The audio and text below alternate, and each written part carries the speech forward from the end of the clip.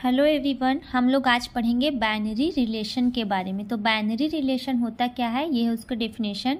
यहाँ पे है let A and B be two non empty set. यहाँ पे ए और बी दो नॉन एम्प्टी सेट है। नॉन एम्प्टी सेट का मतलब होता है कि उस सेट में कुछ न कुछ एलिमेंट होते हैं, वो पूरी तरह से खाली नहीं होता, तो उसको हम लोग नॉन एम्प्टी सेट बोलते हैं। तो ए और बी दो नॉन एम्प्टी सेट है और दोनों के बीच में अगर हम लोग रिलेशन दिखाएंगे तो उसके लिए relation from A to B is subset of A cross B. तो इसमें जो रिलेशन होता है ए और बी में, उसको हम लोग किससे डिनोट करते हैं, आर से। और आर सबसेट होता है ए क्रॉस बी का। ए क्रॉस बी मतलब कि क्रॉस मल्टीप्लिकेशन, या इसको प्रोडक्ट भी बोलते हैं। And is denoted by R. Relation को आर से डिनोट किया जाता है। Thus R is a relation from A to B, मतलब कि यहाँ पे जो R है वो फ्रॉम A से B में रिलेशन है। और इसको हम लोग R सबसेट और इक्वल A क्रॉस B से भी डिनोट कर सकते हैं। यहाँ पे क्या होगा, A एक नॉन एम्प्टी सेट है, B एक नॉन एम्प्टी सेट है और R रिलेशन है, तो रिलेशन A क्रॉस B का सबसेट और इक्वल होता है। अगर इसको हम लोग इसका सिम्बॉलिकली देखें तो इसको हम लोग कैसे डिनोट करते हैं, R is equal to x comma y, जहाँ x बिलोंग करेगा A में और y बिलोंग करेगा B में। या तो इसको हम लोग एक्स आर वाई से भी डिनोट करते हैं। यहाँ पे R का मतलब रिलेशन होता है, बाइनरी रिलेशन, जहाँ पे x R y indicates that x is R related to y. जहाँ पे हम लोग एक्स आर वाई को इंडिकेट करते हैं कि x is R related to y. X जो है वो रिलेशन आर है किससे, वाई से। तो या तो हम लोग रिलेशन को R is equal to x y से भी डिनोट कर सकते हैं, जहाँ पहला एलिमेंट पहले सेट का होता है और दूसरा एलिमेंट दूसरे सेट का होता है। या तो एक्स रिलेशन वाई से भी डिनोट कर सकते हैं। यहाँ पे हम लोग एलिमेंट जो क्वेश्चन में दिया जाएगा उसके हिसाब से एलिमेंट का नाम रख सकते हैं। अगर क्वेश्चन में एलिमेंट का नाम नहीं दिया है तो अपने हिसाब से ABCD XYZ जो भी रखना है रख सकते हैं। तो ये है बाइनरी रिलेशन का डेफिनेशन। बाइनरी रिलेशन को द्विचर संबंध भी बोलते हैं हिंदी में। अब देखते हैं टाइप्स ऑफ बाइनरी रिलेशन। तो बाइनरी रिलेशन के 4 टाइप्स होते हैं, जिसमें से पहला है रिफ्लेक्सिव रिलेशन, दूसरा है सिमेट्रिक रिलेशन, थर्ड है एंटी सिमेट्रिक रिलेशन और फोर्थ है ट्रांजिटिव रिलेशन। तो सबसे पहले हम लोग देखते हैं first reflexive relation. Reflexive relation को बोलते हैं स्वतुल्यता संबंध। स्वतुल्य, स्व मतलब स्वयं का, स्वयं से संबंध। तो रिफ्लेक्सिव रिलेशन का डेफिनेशन है let A be R non empty set. A कोई नॉन एम्प्टी सेट है and R be a binary relation in A, और ए में एक बाइनरी रिलेशन आर है। तो दैट इज, तो इसको हम लोग कैसे शो करेंगे, आर सबसेट और equal to A cross A. जब यहाँ 2 सेट रहता है तो ए क्रॉस भी दिखाते थे, यहाँ पे एक ही सेट ले रहे हैं इसलिए आर सबसेट और equal to A cross A दिखाएंगे। Then the relation R is called reflexive relation. तब हम लोग ये जो रिलेशन आर है उसको रिफ्लेक्सिव रिलेशन बोलेंगे इफ, यदि एक्स रिलेशन एक्स, मतलब कि एक्स का रिलेशन एक्स से ही रहेगा। That is every element of A is R related to itself. मतलब कि यहाँ पे ए का जो एलिमेंट है उसका जो रिलेशन है खुद से रहेगा। इटसेल्फ मतलब एक्स का रिलेशन एक्स से ही रहेगा, तब इसको हम लोग रिफ्लेक्सिव रिलेशन बोलेंगे। इसको नोट कर सकते हैं कि फॉर ऑल एक्स बिलोंग ए, जितना भी एक्स जो एलिमेंट है वो ए सेट के अंदर बिलोंग करेगा, और रिलेशन को डिनोट करेंगे x comma x belong R, या एक्स आर एक्स, मतलब कि एक्स रिलेशन एक्स। अब इसके बाद देखते हैं सेकेंड टाइप को बोलते हैं सिमेट्रिक रिलेशन। तो सिमेट्रिक रिलेशन को हिंदी में बोलते हैं सममित संबंध। सममित, तो सममित मतलब कैसे होता है, जैसे मिरर इमेज। मिरर इमेज में हम लोग देखते हैं तो जस्ट उसका इधर अपोजिट, मतलब अगर इधर ए और बी है तो उसका जो इमेज बनेगा वो कैसा बनेगा, बी और ए। तो वैसे ही इसमें सिमेट्रिक में होता है कि if R is a relation in the set A, R जो है वो सेट ए का अगर कोई रिलेशन है तो then R is called symmetric relation. तब हम लोग आर को सिमेट्रिक रिलेशन बोलेंगे इफ, यदि ये जो रिलेशन है A is R related to B, A का रिलेशन किससे रहेगा, बी से। देन तब हम लोग को मिलेगा B is also R related to A, तब हम लोग को क्या मिलेगा, बी का रिलेशन ए से, that is A B belong R which implies B A belong R, मतलब कि ए का रिलेशन बी से रहेगा, उसको हम लोग सॉल्व करेंगे और क्या लाके दिखाएंगे, बी का रिलेशन ए से होता है, तब ये जो कंडीशन है ये कहलाता है सिमेट्रिक रिलेशन। अब देखते हैं थर्ड टाइप। तो तीसरे टाइप का रिलेशन होता है एंटी सिमेट्रिक रिलेशन। तो एंटी सिमेट्रिक रिलेशन में क्या होता है कि if R is a relation in the set A, कोई सेट ए है जहाँ पे आर कोई रिलेशन है, then R is called anti symmetric if, तब हम लोग आर को एंटी सिमेट्रिक बोलेंगे यदि ए का रिलेशन बी से रहेगा एंड बी का रिलेशन ए से रहेगा, तब हम लोग को मिलेगा ए इक्वल टू बी। सिमेट्रिक में क्या होता है, ए रिलेशन बी, तब सॉल्व करके लाते हैं बी रिलेशन ए, लेकिन एंटी सिमेट्रिक में दोनों को एक साथ लेते हैं, A relation B and B relation A, और उसको सॉल्व करने के बाद दिखाते हैं कि A is equal to B, A relation B and B relation A which implies A equal to B where A and B is belong A, इसको बोलते हैं एंटी सिमेट्रिक रिलेशन। फोर्थ होता है ट्रांजिटिव रिलेशन, ट्रांजिटिव को बोलते हैं संक्रामक संबंध।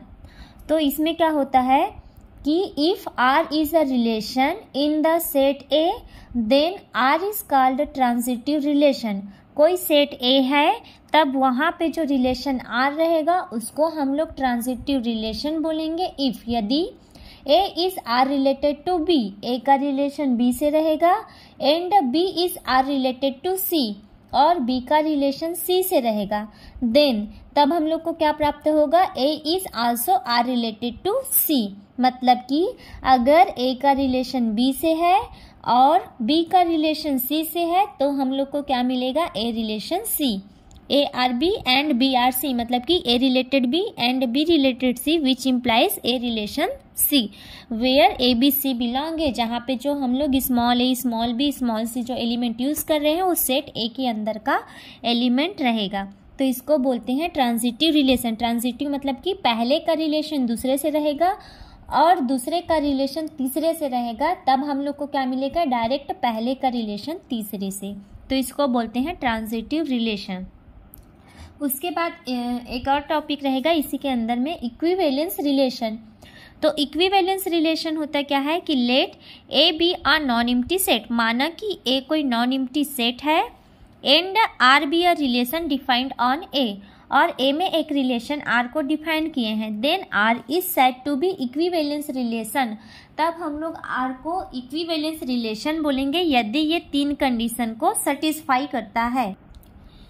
फर्स्ट है रिफ्लेक्सिव, सेकंड है सिमेट्रिक और थर्ड है ट्रांजिटिव। अगर ये तीनों कंडीशन या तीनों रिलेशन सेटिस्फाई होता है तब उसको हम लोग बोलते हैं इक्विवेलेंस रिलेशन। इक्विवेलेंस रिलेशन को तुल्यता संबंध कहा जाता है हिंदी में। तो अगर क्वेश्चन में आया कि तुल्यता दर्शाइए कि जो वैल्यू दिया रहेगा क्वेश्चन में कि वो तुल्यता संबंध है या इक्विवेलेंस रिलेशन है, तो उसके लिए हम लोग तीनों कंडीशन को सेटिस्फाई करेंगे। फर्स्ट होता है रिफ्लेक्सिव, सेकंड होता है सिमेट्रिक और थर्ड होता है ट्रांजिटिव। तो अब इसका एग्जाम्पल देखते हैं।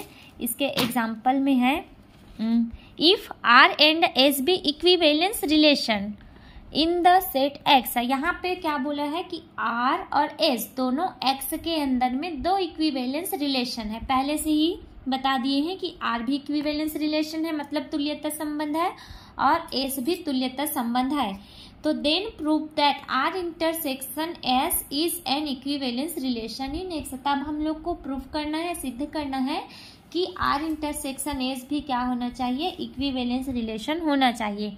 आर अकेले अलग में इक्विवेलेंस रिलेशन है, एस अलग में इक्विवेलेंस रिलेशन है। तो अगर दोनों को एक साथ इंटरसेक्शन के फॉर्म में लेके चले, इंटरसेक्शन का मतलब क्या होता है, दोनों में जो कॉमन पार्ट होता है उसको बोलते हैं इंटरसेक्शन। तो अगर आर इंटरसेक्शन एस है तो ये भी तुल्यता संबंध होना चाहिए। तो इसके लिए हम लोग को क्या करना है, तीनों पॉइंट को सॉल्व करके दिखाना है।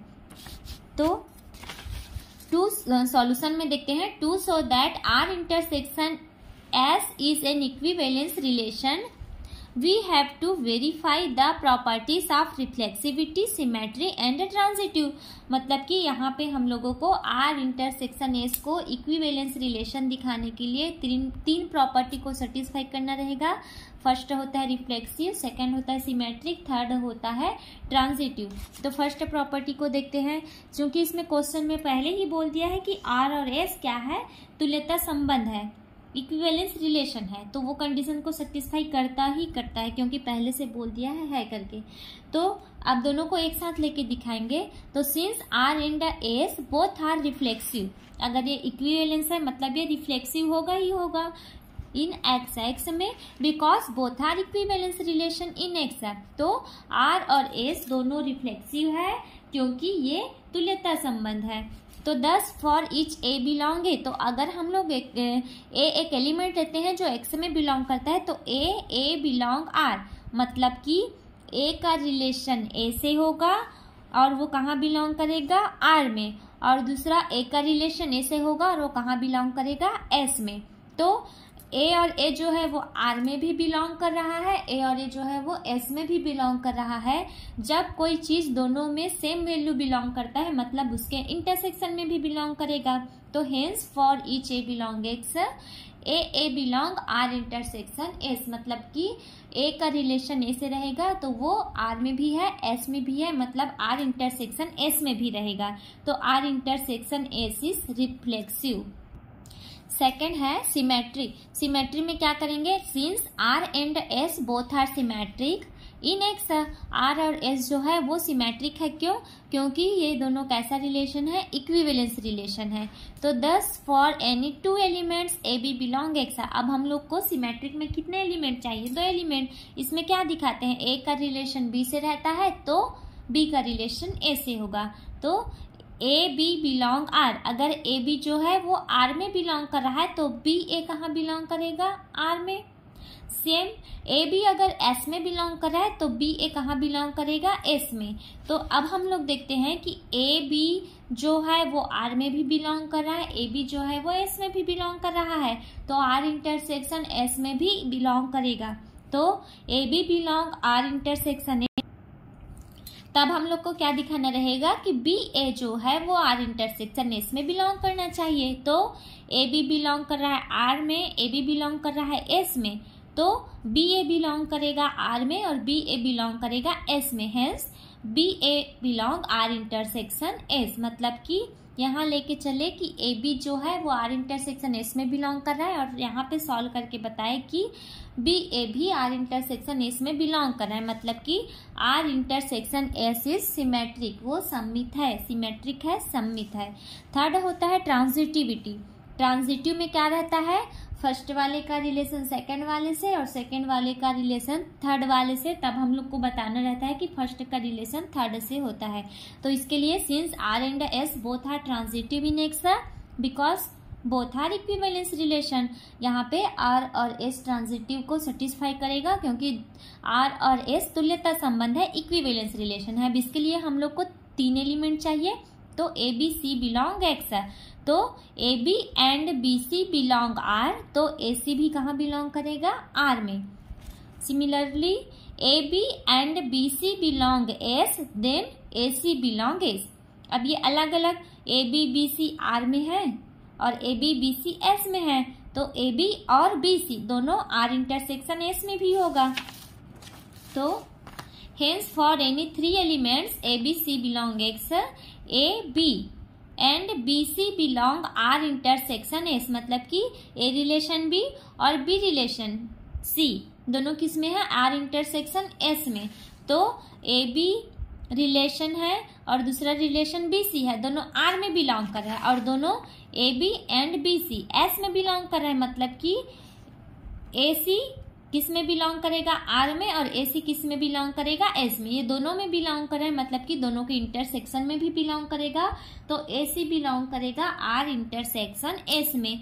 और ये हुआ कि R intersection S is transitive, मतलब ये तीसरे प्रॉपर्टी को भी सेटिस्फाई कर रहा है। अब हम लोग देखते हैं कि जो आर इंटरसेक्शन एस है वो रिफ्लेक्सिव को सेटिस्फाई कर रहा है, सिमेट्री को सेटिस्फाई कर रहा है और ट्रांजिटिव को भी सेटिस्फाई कर रहा है। Hence R intersection S is an equivalence relation in X.